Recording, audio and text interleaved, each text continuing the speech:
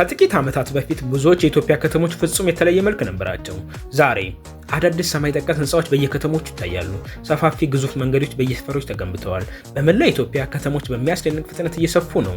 አንዳንዶች የኢንዱስትሪ ማዕከላት እየሆኑ ነው፣ ሌሎች ደግሞ ወደ ንግድ ማዕከልነት እየተቀየሩ ነው። ጥቂቶች ደግሞ በጸጥታ የሀገሪቱ የወደፊት ዕጣ ፈንታ እየሆኑ ነው። በ2026 በፍጥነት እያደጉ ያሉ 10 የኢትዮጵያ ከተሞች። 10ኛ ደሴ በሰሜን ኢትዮጵያ በተራሮች የተከበበች። ደሴ በአገር ውስጥ ካሉ ቢዚ የሆኑ ከተሞች አንዷ ናት። በሺዎች የሚቆጠሩ ሰዎች በተጨናነቁ ጎዳናዎችና ገበያዎች ውስጥ ይንቀሳቀሳሉ። ባለፉት ዓመታት አዳዲስ ሆቴሎች እና ንግዶች ከተማዋን በፍጥነት ቀይረዋል። ስትራቴጂክ ቦታ ላይ መቀመጧ በሰሜንና በመካከለኛ ኢትዮጵያ መካከል አስፈላጊ የግንኙነት ማዕከል አድርጋታል እና በቅርብ ዓመታት ውስጥ ደሴ በፍጥነት ማደጓን ቀጥላለች። 9ኛ ጅጅጋ በኢትዮጵያ ምስራቃዊ ድንበር አቅራቢያ። ጅጅጋ ብዙ ሰዎች ከጠበቁ በላይ በፍጥነት እየተለወጠች ነው። ዘመናዊ ህንፃዎች በከተማ ውስጥ እየጨመሩ ነው። መንገዶቿ እየሰፉ ነው። ንግዶች እየጨመሩ ነው እና በየዓመቱ አዳዲስ ኢንቨስትመንቶች እየመጡ ነው። ከተማዋ በምስራቅ ኢትዮጵያ ውስጥ ካሉ በጣም አስፈላጊ ከተማ አንዷ ሆናለች። እናም ከንግድ መስመሮችና ከጎረቤት ሶማሊያ ጋር ባለው ግንኙነት ምክንያት ኢኮኖሚያዊ ጠቀሜታዋ በፍጥነት ማደጉ ቀጥሏል።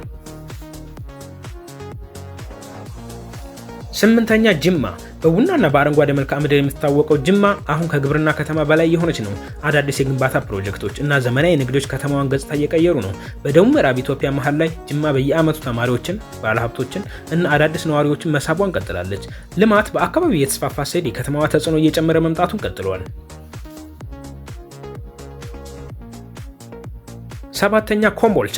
ኮምቦልቻ በኢትዮጵያ በጣም ታዋቂ ካልሆኑ ከተሞች አንዷ ናት። ነገር ግን የኢንዱስትሪ እድገቷን ችላ ማለት አይቻልም። ፋብሪካዎች በከተማ ውስጥ መስፋፋታቸውን ቀጥለዋል። የኢንዱስትሪ ፓርኮች አዳዲስ እድሎችን እየፈጠሩ ነው እና በዙሪያዋ ያለው የደረቅ ወደብ፣ የባቡርና የፕሌን ትራንስፖርት ኢኮኖሚያው በፍጥነት እንዲያድግ እየረዱ ነው። ከደሴ አቅራቢያ የምትገኘው ኮምቦልቻ በኢትዮጵያ ከሚታዩ ማኒፋክቸሪንግ ማዕከላት አንዷ እየሆነች ነው። በእንቅስቃሴ ኢንዱስትሪና ፈጣን መስፋፋት ላይ ያለች ከተማ። 6ኛ ጎንደር ታሪካዊና ዘመናዊነትን አንድ ላይ የሚገናኝባት ከተማ። ለዘመናት ጎንደር በታሪኳና በቤተ መንግስቶቿ ትታወቅ ነበር። ዛሬ ግን ከተማዋ ከቱሪዝም ባሻገር እየተለወጠች ነው። ዘመናዊ ሆቴሎች፣ መንገዶች እና የከተማዋ መስፋፋት ከተማዋን በፍጥነት እየለወጣት ነው። በየዓመቱ ተጨማሪ ሰዎች መምጣታቸውን ቀጥለዋል። ግንባታዎች ወደ አዳዲስ ሰፈሮች እየተስፋፉ ነው። ጎንደር አሁን በሁለት ዓለማት መካከል ትቆማለች። የኢትዮጵያን ታሪክ የያዘች ከተማና የወደፊት እድገቷን በፍጥነት እየገነባች ያለች ከተማ።